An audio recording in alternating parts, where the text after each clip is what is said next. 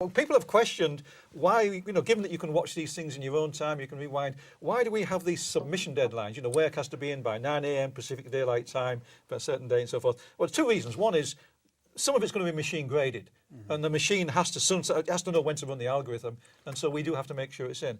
That's the sort of logistic reason why there's a deadline.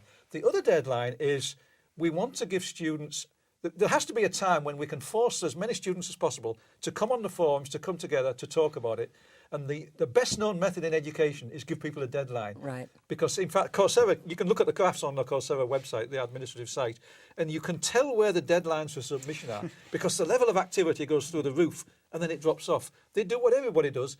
2 hours before the exam deadline or the course, the assignment deadline, everyone wants to do it and the activity goes up.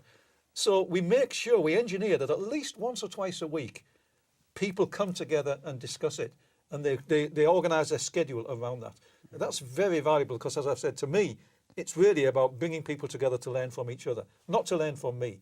Bring them together to learn from each other. Yeah, and Udacity has moved to, in that initial version, they were using kind of a cohort model where there were a bunch of people taking the course at once. They've moved to a more open, like you can do it whenever you want. And there are reasons to prefer that. There are advantages to doing it that way. I think one of the reasons Coursera and we like to stick with the cohort model is because there is this really strong social element of learning. And by having people going through, if you and 20,000 people are going through the course at the same time as each other, you're providing opportunities for for dialogue outside of the lectures and even outside of the forums we've talked a little bit about.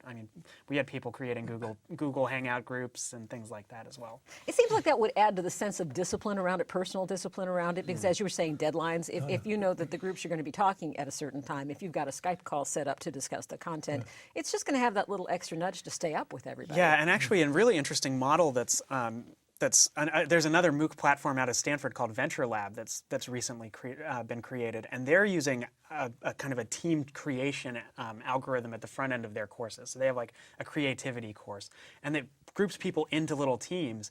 And what they found was in their first week they had the same drop off where 80% of people or whatever just signed up for the course and then they didn't stay around.